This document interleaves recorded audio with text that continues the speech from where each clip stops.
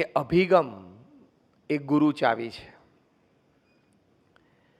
અભિગમ એટલે આપણી વિચારધારા, આપણો દ્રષ્ટિકોણ, અને એ વિચારધારા અને દ્રષ્ટિકોણના આધારે આપણું વર્તન. 1990ની સાલ સુધી એક સમાજમાં પરિચયો વધારે હોય અને જે કંઈ મટીરિયલ અને મની રિસોર્સિસ વધારે હોય એ વ્યક્તિ સફળ થાય. મોર રિસોર્સિસ, મોર સક્સેસ.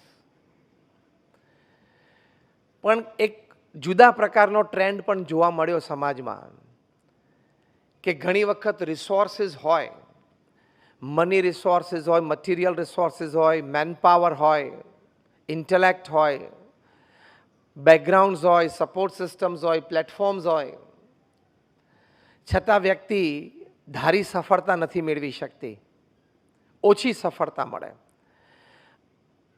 પ્લાનિંગ ઓછું થયું હોય, એક્ઝિક્યુશન એક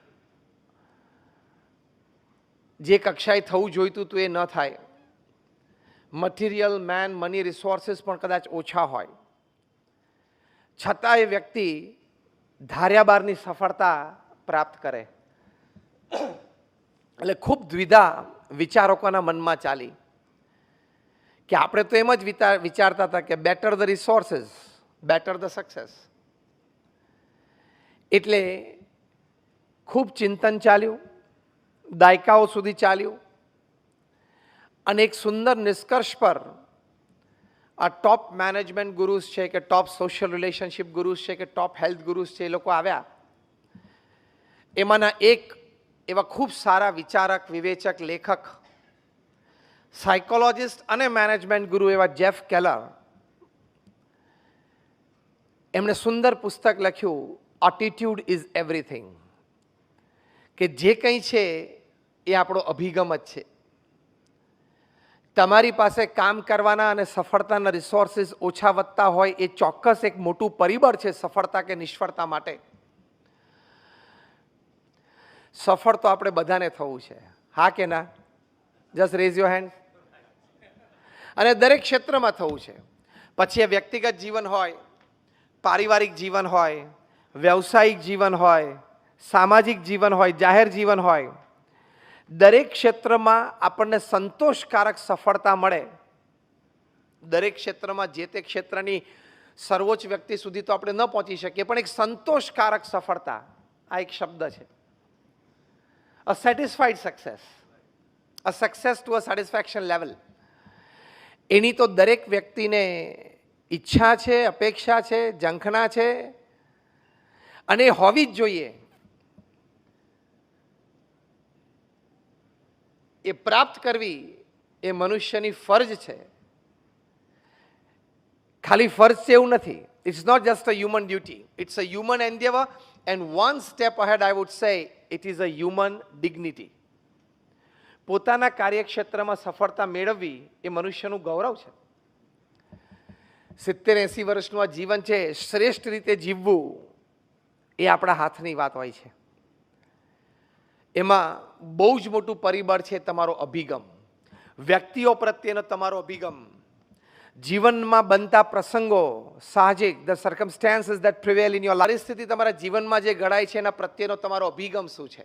હાવ યુ ટેક ઇટ. તમારા કાર્ય પ્રત્યેનો તમારો અભિગમ, સંબંધો પ્રત્યેનો તમારો અભિગમ, સફળતા વખતે તમારો અભિગમ, નિષ્ફળતા વખતે તમારો અભિગમ, એ જીવનમાં સુખ, શાંતિ અને સંતોષ માટેનું મુખ્ય કારણ છે. જીવનમાં સંજોગ, પરિસ્થિતિ, વ્યવસ્થા, કામ તો કાયમ એક સરખા નથી રહેતા.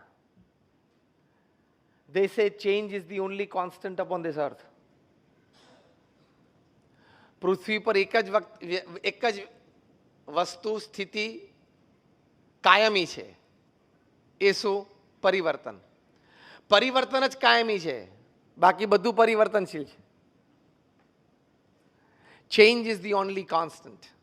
તો એ વખતે આપણે બધા જ ઈચ્છીએ છીએ કે જીવનમાં ક્યાંક ચેન્જ આવે ત્યારે મારે સ્થિરતા તો જોઈએ જ છે, હા કે ના? જીવનમાં જ્યારે સંજોગ અને પરિસ્થિતિ મનગમતા ન હોય ત્યારે મારે મારું સુખ ગુમાવવું નથી, એ આપણા બધાની અપેક્ષા છે. એની માટે આપણા અભિગમો આપણે સબળ કરવા પડે. You can't change the circumstances that prevail in your life, but you can keep your attitude very straight, right, high, positive. એ તો આપણા હાથની વાત છે ને. સંજોગ જે જીવનમાં ઊભા થાય છે, અભિગમની દ્રષ્ટિએ પહેલો મુદ્દો આપણે હવે સમજીએ છીએ, જીવનમાં સંજોગ અને પરિસ્થિતિ. જીવનમાં જે સંજોગ અને પરિસ્થિતિ ઊભા થાય છે આપણા હાથની વાત નથી હોતી.